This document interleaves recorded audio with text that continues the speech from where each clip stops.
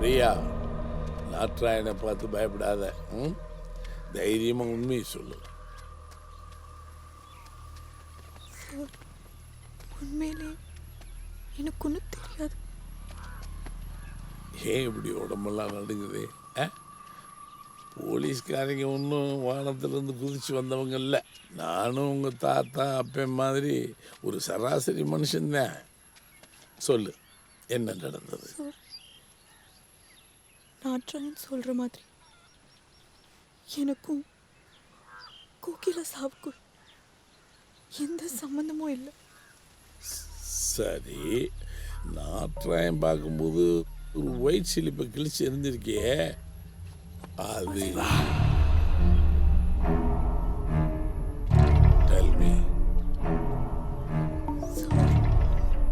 ஒரு 20 நாளுக்கு முன்னாடி மாமாக்கும் சின்ன சண்டை. இப்போ வரைக்கும் கோகிலாவா ஹாஸ்பிட்டல் கூட்டு போன விஷயம் மாமாக்கு தெரியாது.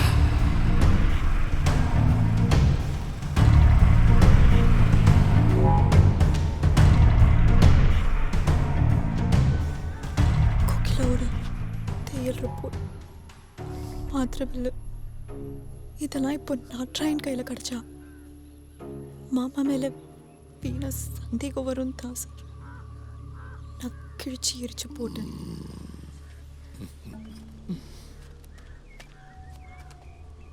ஆமாம் ஈஸ்வர், 10 நாளைக்கு முன்னாடி உனக்கும் முன்னாடிக்கும் பெரிய சண்டை நடந்திருக்கே. ஆத்திரத்தில் நீ அடித்ததில் அவன் மண்டை உடஞ்சிருக்கு. உங்கள் அக்காளும் பிரியாவும் ஆஸ்பத்திரி கூட்டிகிட்டு போய் தலையில் ஸ்டிச் போட்டு மாத்திரை மருந்து வாங்கி கொடுத்துருக்காங்க. அது உனக்கு தெரியாது. சரி, நான் ஒன்று கேட்குறேன். அப்படி ஆத்திரப்பட்டு அடிக்கிற அளவுக்கு உன் முண்டாட்டி என்ன தப்பு பண்ணா? அன்னைக்கு காலையில் நான் வாழையில் அறுத்துட்டு இருந்தேன் சார். இப்பெல்லாம் மனசு ஏதோ அப்படியே ஒரு மாதிரி படபடப்பாக இருக்கு மாமா. அடிக்கடி அப்படியே நெஞ்செல்லாம் அப்படியே வலிக்கிற மாதிரி இருக்கு மாமா. சில நேரத்தில் மூச்சு விட கூட அப்படியே ரொம்ப கஷ்டமாக இருக்கு மாமா. இங்கே பாரு, இதெல்லாம் வெறும் ஸ்ட்ரெஸ்ஸு தான். உனக்கு ஒன்றும் இல்லை, நீ மனசை போட்டு குழப்பிட்டு இருக்காது.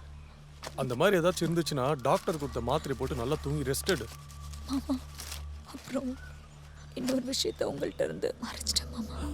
என்னடி? பிரியா நம்ம கல்யாணத்துக்கு முன்னாடி ஒரு நாள் ஸ்கூலில் வந்து என்னை பார்த்தா. உன்னை வந்து பார்த்தாளா? ஏன்?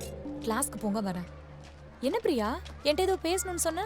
அது ஒன்றும் இல்லைக்கா, சின்ன வயசுலேருந்தே ஈஸ்வரன் மாமாவை கல்யாணம் பண்ணிக்கணும்னு ரொம்ப ஆசை. சரி, ஒருவேளை உங்கள் வீட்டில் ஏதாச்சும் கேட்டாங்கன்னா வேண்டான்னு சொல்லிடுறீங்களா? சரி சொல்லிடுறேன். பிரியா, ஒருவேளை ஈஸ்வரன் மாமா என்னை கல்யாணம் பண்ணிக்கணும்னு ஆசைப்பட்டாருன்னா? அவர் அப்படியெல்லாம் ஆசைப்பட மாட்டார். ஒருவேளை மாமா என்னை கல்யாணம் பண்ணிக்கணும்னு ஆசைப்பட்டா? என்ன என் கூட சண்டை போடணுன்னு முடிவு பண்ணிட்டீங்களா? உன் வயசு என்ன, என் வயசு என்ன? நான் கேட்குற கேள்விக்கு முதல்ல பதில் சொல்லு. இங்கே பாடி, ஈஸ்வரன் மாமா உன்னை கல்யாணம் பண்ணிக்க ஆசைப்பட மாட்டார். அப்படியே ஆசைப்பட்டாலும் நான் விட மாட்டேன். ஓ அப்படியா? சரி பாப்போம். பாப்போண்டி. பிரியா என் ஈகோ டச் பண்ணிட்டா மாமா. அந்த கோவத்தில் தான் நானே உங்களுக்கு ஃபோன் பண்ணி பிடிச்சிருக்கு, வீட்டில் வந்து பேசுங்கன்னு சொன்னேன். இப்போ என்னோட ஈகோவால் அவளோட லைஃபை சேர்த்தே கெடுத்துட்டேன் மாமா. நான் தான் மாமா அவளை புரிஞ்சுக்கல. சின்ன வயசுலேருந்து உங்கள் கூடவே வளர்ந்ததுனால உங்களுக்கு எது பிடிக்கும் பிடிக்காதுன்னு எல்லாமே தெரிஞ்சு வச்சுருக்கா மாமா. ஒருவேளை எனக்கு ஏதாவது ஆயிடுச்சுன்னா அவளை கல்யாணம் பண்ணிக்கணும் மாமா. பைத்திய மாதிரி பேசாத. இல்லை மாமா, சித்ராவனை கொண்டது, அம்மா குழந்தை செத்து போடுது, ஏன்டி சும்மா இருக்கு கொஞ்சம். எல்லாமே எனக்கு பயங்கர உன் இஷ்டத்துக்கு பேசிட்டு இருக்காது. வாய்க்கு வந்தலாம். அடிக்கடி தற்கொலை பண்ணிக்கலாம். எதுக்கு உனக்கு அப்படிலாம் தோணுது? இன்னொரு வழியை தாங்கிக்க முடியல. பேசி கோவத்துக்கு எல்லாம் நான் சொல்லிட்டேன். கூட பேசிட்டு இருக்கேன். இன்னொரு வாட்டி இந்த மாதிரி பேசினா நான் மனுஷனா இருக்க மாட்டாமா. எந்திரித்தா எந்திரி, ஒன்றும் இல்லை. காட்டு போய் எப்படி அடிக்கிறேன் பாரு. எந்திரித்தா எந்திரித்தா, தொட்ட பிள்ளை கூட பார்க்காம எப்படி அடிச்சுட்டு போகிறான் பாரு.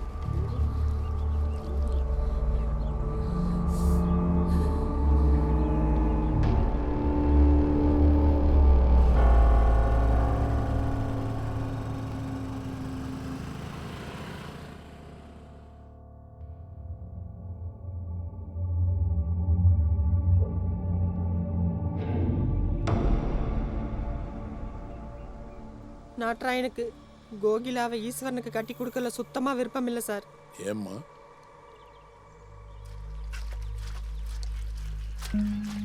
என்னக்கா உங்களுக்கு கிறுக்கு பிடிச்சிருக்கா? உருக்கி பையன் அவனுக்கு போய் பொண்ணு கொடுக்கணும் முடிவு பண்ணிட்டு வந்திருக்கீங்க.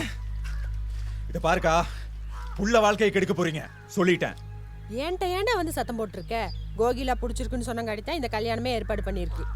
கோகிலாக்கு அவனை பிடிச்சிருக்குதுன்னு நீ போய் சொல்லாதக்கா. நான் ஏன்டா போய் சொல்ல போறேன்? உனக்கு சந்தேகம்னா கோகிலா உள்ளதா இருக்கா, நீயே போய் கேளு. டேய், அவனும் நல்ல பையன் தான்டா. அது இல்லக்கா,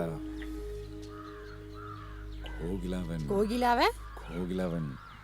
நான் கட்டிக்கலான்னு. கோகிலாவை நீ கட்டிக்கணும்னு ஆசைப்பட்டியா? ஏன்டா என்கிட்ட முதல்லயே சொல்லல?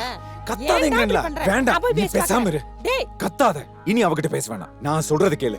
அவளுக்கு அவனை தானே பிடிச்சிருக்கு. அவ விருப்பப்படியே அதுக்கு இல்லடா. அவளுக்கு என்ன சந்தோஷமா அத பண்ணி வைப்பா. நான் சொல்றத கேளு. அவளுக்கு அவனவே கட்டி வைப்பான். நீ பேசாம இரு. நான் சொல்றது கேளுக்கா.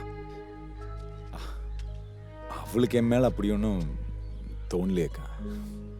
இல்ல நாட்ராயா, நான் என்ன சொல்ல வர? இந்த பார், நம்ம இப்ப பேசின விஷயம் எனக்கு அவளை பிடிக்குங்கிறது, நான் அவளை கட்டிக்கணும்னு சொன்னது வேற யாருக்கும் தெரியக்கூடாது. கோகிலாவுக்கு முக்கியமா தெரியவே கூடாது. புரிஞ்சுதா? மனசுல ஆசை வச்சுட்டு உடுக்கா, அவன் நல்லா இருந்தா போதும்.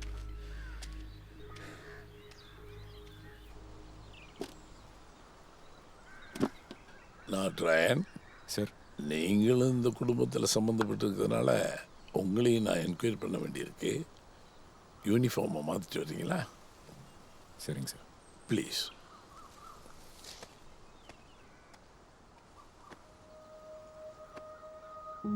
சார், கோகிலானா எனக்கு உயிர் சார். சின்ன வயசுல இருந்து என் சாமி சார். அவன்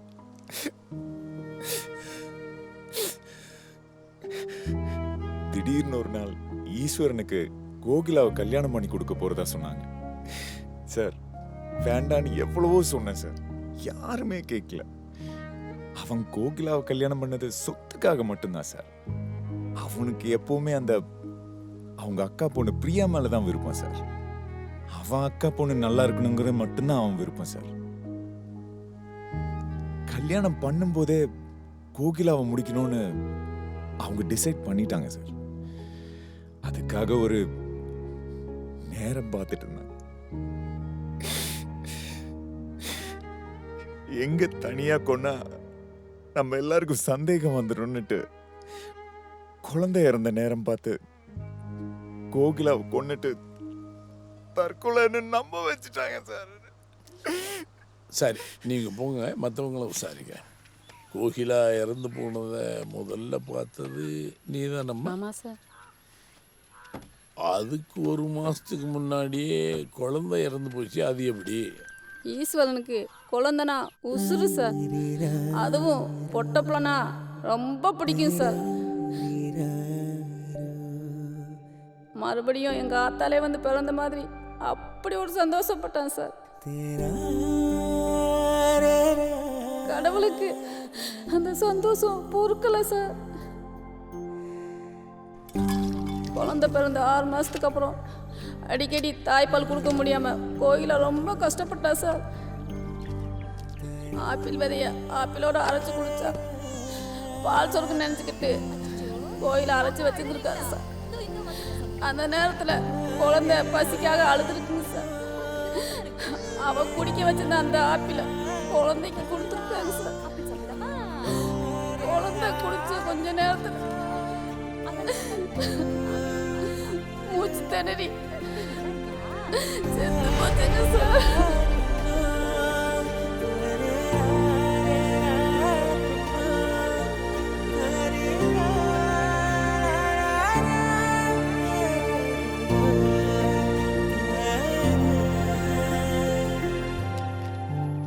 ஆப்பிள் விதையை அரைச்சு கொடுத்தா பால் சுரக்குமா? யார் சொன்னா? தெரியல சார். ஆஸ்திரேலியாவில் ஆப்பிள் விதைகளை உண்ண கொடுத்து தன்னுடைய கணவனை மனைவியை கொலை செய்திருக்கிறார். ஆப்பிள் விதைகளில் அமிக்டலின் என்ற வேதிப்பொருள் இருக்கிறது. இந்த வேதிப்பொருள் செரிமான மண்டலத்திற்கு செல்லும் போது ஹைட்ரஜன் கலந்த சயனைடாக மாறுகிறது. சரி, நீ போ.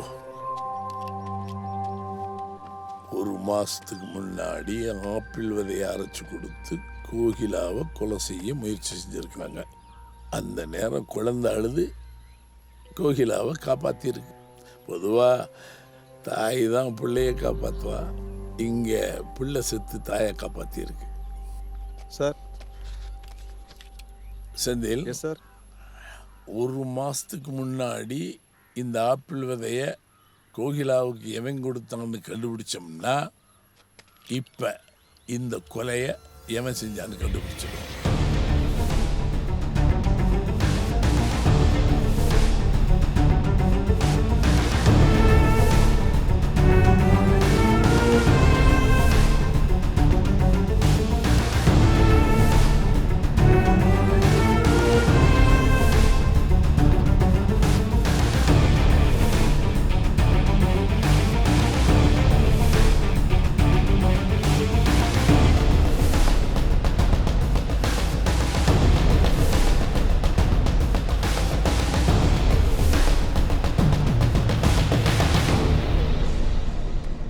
Ishwar, come here.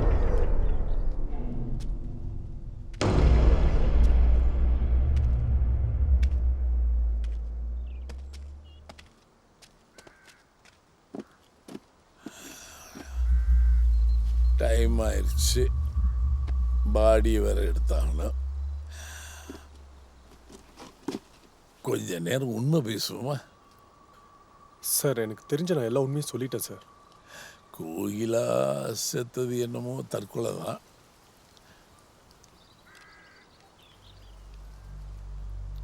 ஆனா உன் குழந்தை